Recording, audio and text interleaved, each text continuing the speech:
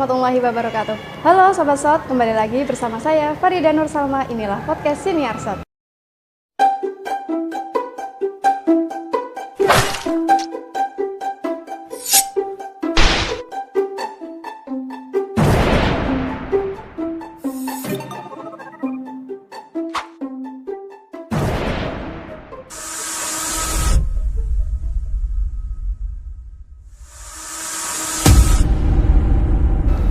Nah, di episode kali ini kita sudah ditemani sama narasumber yang luar biasa. Kali ini kita bakal bahas lulusan kampus swasta bisa jadi apa sih?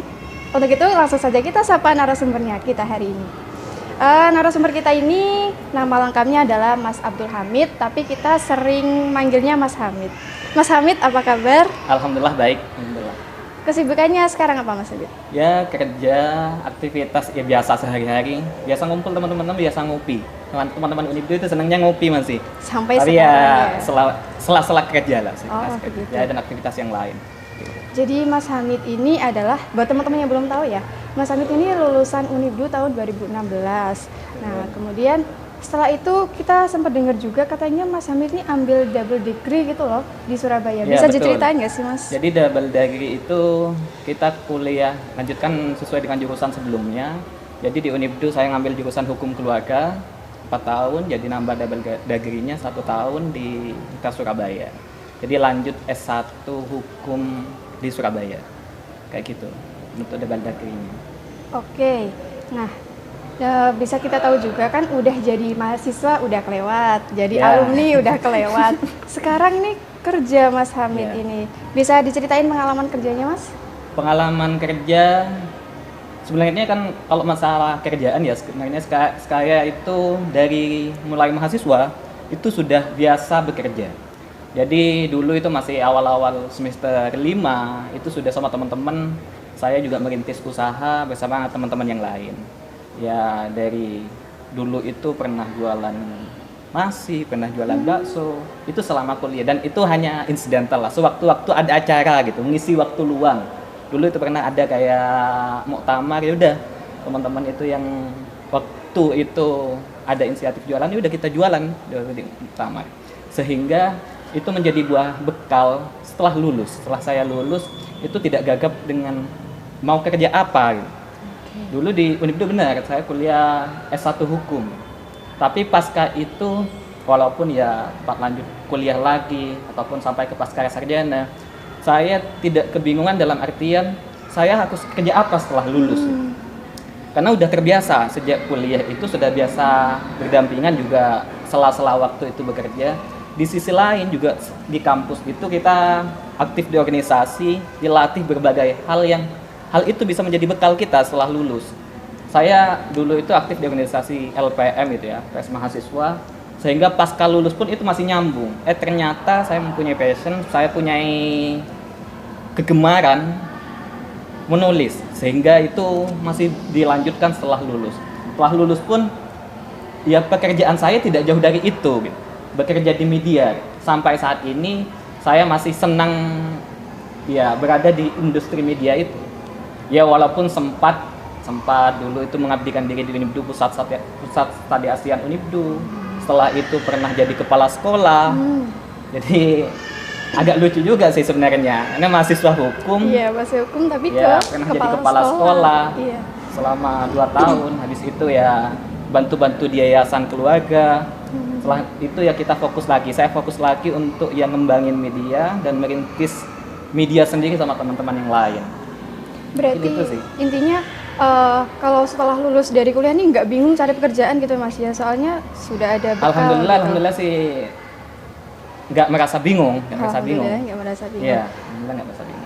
Kita juga pengen tahu selama kuliah di Unibdu, Mas Hamid ini lebih fokus ke kegiatan akademik atau aktivisnya nih? Sebenarnya untuk saat ini itu kan aktivis ataupun akademik itu tidak bisa dipisahkan gitu. Kalau dulu sih angkatan 90-an, 80-an mungkin ada menskap itu antara aktivis dengan akademisi gitu. Bisa dipisahkan.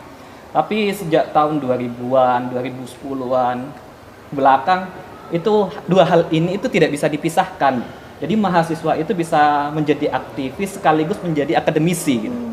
Jadi kalau teman-teman itu bertanya, kamu mahasiswa aktivis atau akademis, sebenarnya itu yang perlu dipisahkan kembali, ditanyakan kembali, aktivis dan akademis itu apa hal yang berbeda. Padahal sebenarnya kan bisa dilakukan bersamaan kan kayak gitu.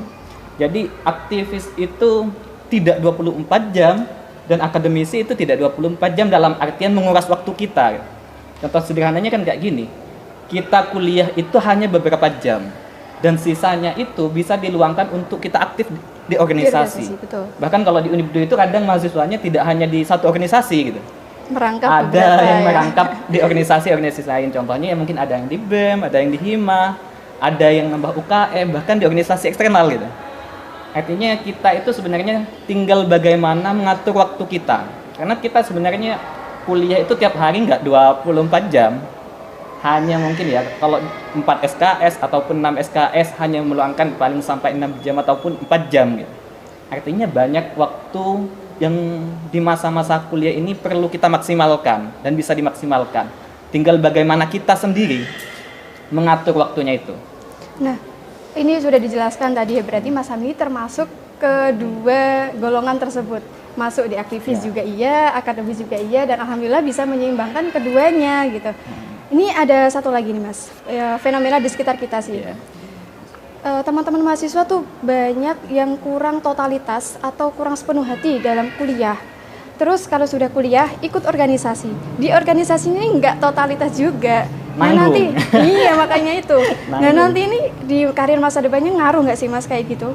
Sangat pengaruh, sangat pengaruh. Artinya itu kan kuliah itu lapangan ataupun tempat proses kita untuk melatih masa depan itu kayak gimana.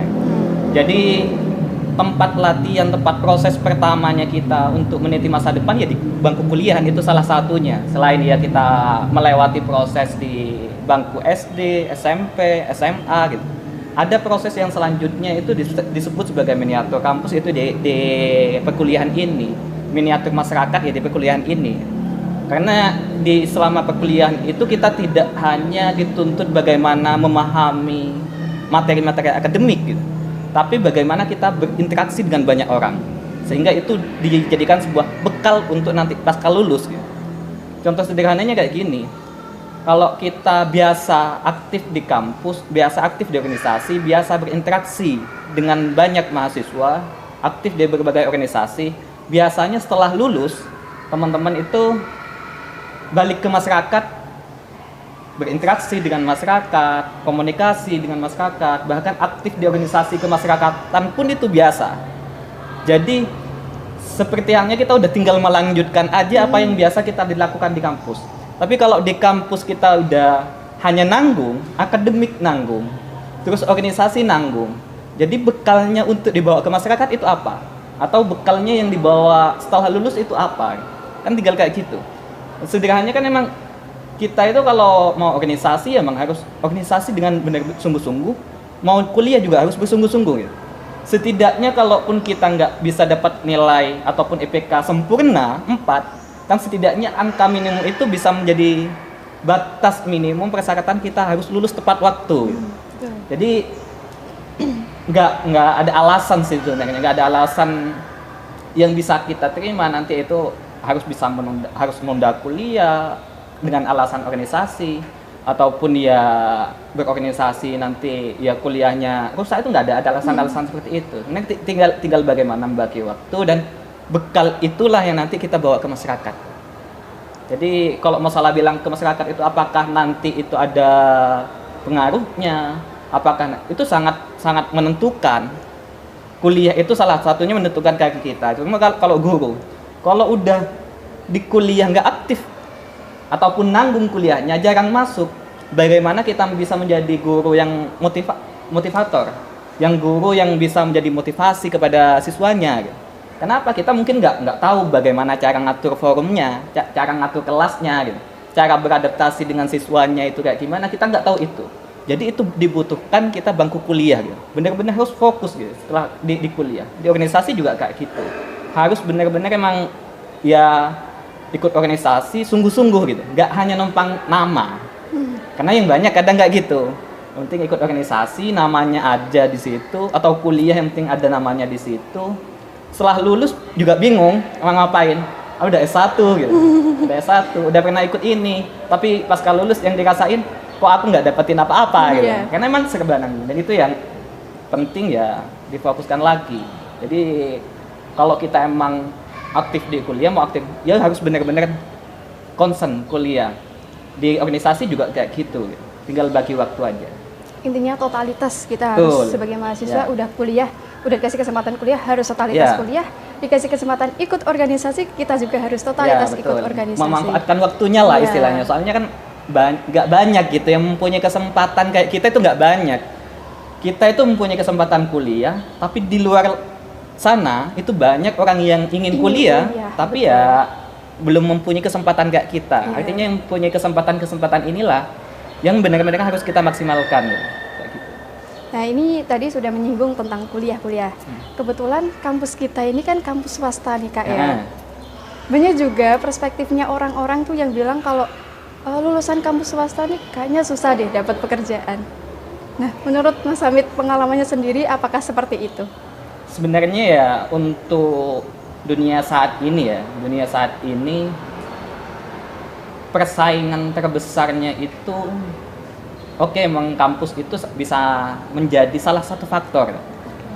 Kampus itu menjadi salah satu faktor penentu pekerjaan kita. Itu mungkin menjadi salah satu syarat administratif, contohnya ya kampus itu salah satunya mungkin akreditasi minimalnya berapa, karena itu menjadi syarat administratif. Kadang itu kayak kita mau kerja jadi PNS, itu pasti kan ada syarat administratifnya. Tapi untuk saat ini secara umum sebenarnya itu kembali kepada diri kita sendiri. Jadi karena pekerjaan itu sebenarnya sifatnya saat ini itu udah beda dengan 10 tahun yang lalu. Kalau 10 tahun yang lalu pekerjaan orang itu setelah lulus mungkin lari ke pabrik, kalau nggak mau jadi PNS jadi buruh pabrik dan semacamnya. Tapi untuk dunia saat ini, tantangan saat ini kan udah berbeda. Jadi terkadang teman-teman itu selama mahasiswa pun itu bisa nyambi kerja, dan itu bahkan udah banyak yang berhasil dirintis sejak masa-masa perkuliahan. Contohnya ya teman-teman yang jualan online lah gitu. Ada jualan online, ada yang jualan jasa online. Jasa online itu sangat banyak sekali. Terus kita menulis berita itu udah banyak sekali. Dan itu saya rasa saat ini itu tidak menjadi hambatan besar untuk teman-teman. Yang penting mereka itu punya ide, kreativitas, mau berkolaborasi. Terus kita mau mengikuti perkembangan zaman. Saya rasa itu tidak akan menjadi penghambat gitu. Kampus itu hanya menjadi bagian dari salah satu persyaratan administratifnya gitu. Kita kuliah apa semua, kuliah apa, di jurusan apa, akreditasi itu menjadi bagian salah satu syarat administratif. Tapi penentu kualitas seseorang itu kembali kepada diri kita. Sendiri. Iya. Sekali lagi kita mau bekerja apa, itu kembali nantinya kita sudah punya skill apa gitu. Karena kita yang paling bisa dijual itu skill, kemampuan. Jadi kalau teman-teman itu di LPM ya. Jadi walaupun di LPM itu kan nggak semua nggak semua itu senang nulis ya. Ada yang fotografer, ada yang videografer, dan jurusannya juga macam-macam. Yang senang videografer itu kadang anak PAI gitu. Kadang ada yang anak FBB itu senangnya nulis, atau sebaliknya gitu. Nah, itu bisa jadi peluang besarnya itu pasca lulus ataupun ya jadi masa-masa mahasiswa pun juga udah bisa didapatkan. Jadi pekerjaan itu yang memang jadi hobi, yang memang jadi kesenangan sehari-hari, kadang menjadi setelah kuliah pun itu menjadi pekerjaan kita gitu. Ya sama ya kayak saya dulu itu seneng banget sama hukum, tapi di sisi lain saya juga seneng sama nulis gitu. Di sisi lain kadang itu pengen jadi pengacara, tapi di sisi lain saya juga ingin berkarya menjadi wartawan, dan itu menjadi pilihan pada akhirnya. Karena apa? Itu dilatih udah dari awal gitu. Udah dari sejak kuliah udah di sana. Jadi sebenarnya itu kalau bilang kampus apa penentu masa depan kita, sebagian iya. Tapi di sisi lain yang paling besar itu adalah diri kita. Kita sendiri itu punya apa gitu, punya nilai jual apa gitu. Sebenarnya kalau nanti itu lowongan pekerjaan nggak ada gitu. Tapi kalau kita mempunyai kemampuan yang bisa dijual di dunia digital kayak gini, siapa sih yang harus nunggu lulus? Karena banyak kan yang sekarang itu pasti ya. Iya, konten kreator, ataupun bahkan desainer, itu banyak yang nggak lulus SMA bahkan. Yang viral-viral sekarang itu yang dia itu bisa menghasilkan jutaan, ratusan juta kan, banyak yang nggak kuliah gitu. Justru itu dari soft Iya, skill berarti Mas. emang Ya? skillnya itu emang harus mau sebelum kuliah ataupun pas kita kuliah, ya itu yang harus kita asah memang gitu. Jadi kita nggak perlu minder lah. Kampus kita swasta, pesantren, itu kita nggak boleh minder dengan hal itu. Malah kalau bagi saya pribadi, kuliah di pondok pesantren itu menjadi sisi hal yang sangat bagus sekali gitu. Karena melatih kita itu nggak hanya dari sisi akademik saja, nggak hanya dari sisi organisasi saja. Kalau di Unibdu mungkin ada ini ya, tulisan-tulisan di mana ada banyak, ada gium ya. Kan dari Abi As'ad itu ada bergerak berpikir ya. Iya. Berpikir Cepat. cepat, bertindak tepat, Berpikir berpikir kuat. kuat. Artinya ini udah dijadikan landasan untuk mahasiswa Unibdu sama Abi As'ad dulu, bahwasanya anak Unibdu itu diciptakan nggak hanya sebagai akademisi saja. Betul. Tapi bagaimana dia disiapkan, mahasiswa Unibdu disiapkan ya secara rohaninya, secara zikirnya ya juga kuat gitu. Bagaimana kita hubungannya dengan Tuhan itu juga ada, hubungan dengan manusianya itu juga ada, hubungan dengan alamnya juga ada. Kita emang sudah disiapkan itu. Berpikirnya itu lewat bagaimana secara akademiknya, bertindaknya itu bagaimana. Itu kita udah disiapkan. Jadi ya kita nggak usah khawatir dengan hal itu. Jadi mahasiswa Unibdu itu secara khusus mahasiswa-mahasiswa yang hidup dan lahir dari lingkungan pesantren itu nggak usah minder dengan kampus negeri, nggak usah minder. Oke, tadi sudah dijelaskan juga sama pemateri kita, dari narasumber kita. Kalau Mas Hamid ini dulunya adalah lulusan ilmu hukum, lulusan hukum. Kemudian keluarga ya? kerjanya malah ngambil di media. Nah Iya. itu kan kaitannya sama LPM nih Mas. Iya. Waktu itu pilihannya sulit apa enggak sih Mas? Sebenarnya karena emang sudah jadi semester 7 itu sudah kerja ya, kerja di media, udah magang di media waktu itu, jadi tinggal meneruskan aja sebenarnya. Jadi waktu itu pilihannya setelah lulus mau lanjut S2 atau nambah kuliah lagi S1 atau fokus kerja gitu. Pilihannya cuma pada itu. Tapi pada akhirnya kalau masalah kerjaan emang oh ya tinggal ini aja udah, tinggal lanjutin aja udah kerja di media, magangnya diterusin, terus kerja, fokus di situ. Ya simpel aja ngikutin alur lah gitu. Jadi kalau terlalu dipikir teman-teman itu kan kadang ya pusing-pusing sendiri. Ya udah, kadang kita itu harus juga menikmati prosesnya. Jadi kita harus punya tujuan yang jelas. Jadi kuliah itu kan harus punya tujuan yang jelas selama setahun mau ngapain. Lulus pun juga harus punya tujuan yang jelas. Setelah lulus aku harus ngapain, kita juga harus punya tujuan yang jelas. Tapi jangan lupakan ya prosesnya itu yang harus kita nikmati gitu. Karena ya sebenarnya yang enak itu di prosesnya gitu. Yang jadi cerita kan prosesnya. Iya, betul. Kita mendapatkan apa itu orang oh ya, dia seumpama dia dapatkan jabatan ini, dia mendapatkan kekayaan seperti ini, itu kan hanya dari hasil yang instan. Iya, instannya. Tapi yang bagus itu yang jadi cerita ke anak-anak kita nantinya, ataupun ke keluarga kita, ke teman-teman kita, sahabat-sahabat kita, itu kan prosesnya. Yang selalu diceritakan prosesnya. Aku kuliah di Unibdu itu dulu kayak gini gitu. Kerja kayak gini, ya itu prosesnya. Berarti kalau diambil dari LPM sendiri, manfaat yang Mas Hamid rasakan ini apa? Yang berhubungan sama kesibukannya sekarang? Sangat dirasakan sekali. LPM itu ya kebetulan di angkatan saya dulu ya. Iya. Ada namanya Muhammad Habibullah, terus kakak tingkat saya ada namanya Lutfi Riyadi, terus dibantu waktu itu juga ada presmanya Mas Anas. Kita sama-sama lah bentuk organisasi yang concernnya bidang literasi lah.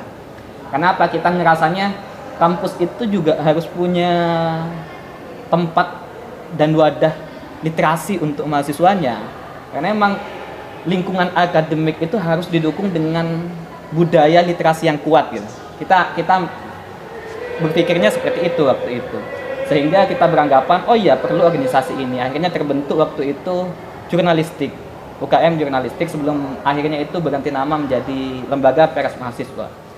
Dan itu untuk kehidupan saya pribadi itu sangat nyambung sekali, karena emang saya bekerja sampai saat ini ya merintis media dan bekerja di ya media sendiri, itu sangat dirasakan sangat ini ya, sangat berhubungan sekali. Bagaimana saya dulu itu ya aktif di majalah ya, di Unibdu itu sempat buat majalah short waktu itu. Bagaimana saya harus nyari narasumber, bagaimana ya teman-teman dengan kesibukannya buat proposal untuk iklan, dan itu ya sangat dirasakan saat ini. Saya ini kerjanya juga ya nyari narasumber, terus nyari iklan itu kayak gimana, manajerialnya kayak gimana, itu secara tidak langsung ya proses pembelajarannya emang saya di LPM Unibdu gitu. Betul. Tinggal bagaimana kita itu ada adaptasinya itu yang mungkin ya sedikit berubah. Kalau dulu ya kita itu mainnya hanya di blog, di website lah, atau dengan majalah. Sekarang hanya bergeser ya di digitalnya, itu lebih ke media-media sosial, di websitenya jalan, sosnya juga jalan. Tinggal kita beradaptasi dengan itu. Dan itu yang secara mendasar lah, pondasinya saya ada di LPM Unibdu gitu. Makanya saya salah satunya kenapa saya mau datang ke sini gitu. Karena pondasi dasar saya itu bekerja ya ada di sini gitu, ada di Unibdu, ada di LPM Unibdu gitu. Memang berarti sangat berkesan sekali selama ikut LPM ini. Terus kita juga sempat tahu kalau Mas Hamid ini pernah menjabat sebagai kepala sekolah. Ya. Keren banget gak sih? Dulunya LPM Unibdu, secara tidak langsung ini berkaitan sama media, sama jurnalistik. Kemudian kuliahnya jurusan hukum. Kok bisa jadi kepala sekolah? Sebenarnya ya kalau kepala sekolah itu ya kalau di filmnya Warkop itu maju kena mundur kena gitu. Jadi karena kebetulan di rumah itu ada yayasan gitu, ada yayasan yang masih milik keluarga lah. Waktu itu ada kekosongan jabatan untuk kepala sekolah, dan waktu itu saya juga masih di rumah gitu dan tidak terlalu sibuk dengan pekerjaan di media karena emang bisa dikerjakan melalui online juga gitu pekerjaan saya. Terus untuk kebutuhan manajerial sekolah itu, manajemen ngatur sekolahan itu dibutuhkan katanya untuk administrasinya salah satunya anak muda yang bisa bekerja cepat gitu. Nata administrasi, karena kalau orang tua itu udah umurnya 40 itu kadang kan udah mikirnya untuk hal-hal yang administratif udah nggak banget gitu paham gitu. Jadi dibutuhkan ya anak-anak muda lah waktu itu. Jadi akhirnya sama yayasan dipilihlah ya saya salah satunya menjadi tim dan dijadikan kepala sekolah untuk ya menata sekolah waktu itu. Ya nggak lama lah, ada sekitar 2 tahunan lah gitu. Lumayan, sudah ada pengalaman menjabat kan emang kalau sekolahan itu ya menjadi kepala itu kan ya manajerial aja gitu, manajemen sekolahan itu kayak gimana gitu. Ya hanya sebatas itu sebenarnya 2 tahun, tapi menjadi pelajaran sebenarnya, pelajaran berharga bagaimana oh iya biasanya saya itu berinteraksinya hanya dengan orang-orang media gitu, berinteraksinya hanya dengan ya orang-orang. Akhirnya itu kita dituntut untuk berinteraksi dengan guru, berinteraksi dengan ya dinas, dengan wali murid, dan bahkan dengan murid pun gitu. Mau tidak mau kita secara psikologisnya kan harus mengetahui kondisi guru itu kayak gimana, kondisi murid kayak gimana, kondisi wali murid pun kayak gimana, itu kan banyak lah gitu. Mau tidak mau ya beradaptasi dengan itu, dan itu menjadi pengalaman berharga gitu. Jadi kalau saya itu istilahnya tidak ada bekal organisasi, mungkin saya nggak mau untuk berada di sana. Karena udah biasa berinteraksi dengan banyak orang sejak di Unibdu, di organisasi di Unibdu waktu itu, saya ambil kesempatan itu untuk ya menantang. Channel saya bisa tidak kalau saya diberikan kesempatan di tempat yang berbeda untuk menjalankan itu. Saya ambil posisi itu dan resikonya gitu. Kan kita kalau berada di posisi apapun nggak bisa ngambil resikonya aku nggak mau ngambil gitu. nggak bisa kayak gitu gitu. Kalau kita mau berada di manapun, dapatkan jabatan apapun, amanah apapun, itu udah pasti ada risikonya, dan saya mengambil risiko itu. Justru merasa tertantang gitu ya? Iya betul, karena emang apa ya, kalau di media mungkin kita ya teman-teman udah hanya ya orang-orang kayak gitu yang akan, siapa sih yang media kalau sama pemerintahan ataupun ya teman-teman, kalau interaksi kita polisian, TNI, mitra kita lah, mitra kerja, saya anggapnya itu mitra kerja, wartawan, ada ya masyarakat, ya hanya dengan orang-orang itu. Tapi bagaimana kalau kita itu beradaptasinya dengan orang-orang yang berbeda gitu. Sama lah bagaimana ngelola, karena emang udah beda ya, yang diatur itu guru, yang diatur itu murid, dan itu maunya kadang beda-beda. Iya. Maunya guru itu punya konsepnya kayak gini ngajar, tapi maunya wali muridnya kadang itu beda lagi gitu. Tuntutannya lebih besar gitu. Tuntutan kadang itu tuntutan murid dengan wali murid itu, tuntutan wali muridnya juga lebih macam-macam lagi gitu. Jadi kayak tertantang untuk ya coba itu. Ya alhamdulillah selama 2 tahun itu ya bisa melalui dengan baik lah. Oke, itu tadi udah dijelaskan pengalaman kerja, pengalaman pendidikan. Terus sekarang aku pengen tahu nih satu kata dari Mas Hamid buat LPM Unibdu. Terus berkarya. Oke, Terus itu berkarya. adalah yang keren penting. sekali. Ini sebagai penutup ya untuk teman-teman LPM. Ya karena kita hidupnya di era digital ya, kita emang ya saya sangat bersyukur sekali teman-teman itu udah bergeser juga, beradaptasi juga. Eranya itu karena udah digital. Jadi mau tidak mau kita harus beradaptasi dengan itu. Jadi kadang itu lingkungan kita seringkali itu gagap sama teknologi, gagap sama media sosial yang sedang berkembang. Contoh sederhananya itu, kadang itu ada yang beranggapan, medsos itu banyak negatifnya gitu. Iya. Contohnya ya TikTok gitu. TikTok, Instagram, YouTube itu banyak konten-konten negatifnya. Nah, sebenarnya yang paling penting, dan ini pesan saya sama teman-teman di LPM, kita ini sebenarnya yang harus mengisi ruang-ruang itu juga gitu. Betul. Jangan berikan kepada mereka yang memberikan konten-konten negatif itu berselebihan, tapi kita sendiri yang ngerti ya pendidikan, ngerti nilai-nilai kepesantrenan ini yang harus ngisi nilai-nilai itu. Kalau orang itu menganggapnya medsos itu sebagai lahan negatif, kita yang harus merubahnya dengan nilai-nilai konten-konten yang positif di situ. Jadi kalau sekarang itu di TikTok ya tempatnya konten negatif, bagaimana kita masuk ke ruang sana untuk mengisi konten-konten positif yang lebih banyak gitu. Jadi kita harus beradaptasi dengan perkembangan zaman. Kalau dulu bisalah kita itu nyetak majalah tiap berapa bulan sekali, tapi kalau sekarang gitu bukan lagi pertanyaannya siapa yang akan baca majalah, bukan lagi itu. Tapi seberapa cepat konsumsi yang akan kita terima, konsumsi yang bisa kita baca, konsumsi yang bisa kita dengar dengan majalah gitu. Dibandingkan dengan kita bermain di IG, kita Betul. bermain di Sosial media ya, intinya. sosial media lah, yang itu lebih cepat. Jadi harapan saya teman-teman di Unibdu, teman-teman di LPM itu juga harus beradaptasi dengan itu.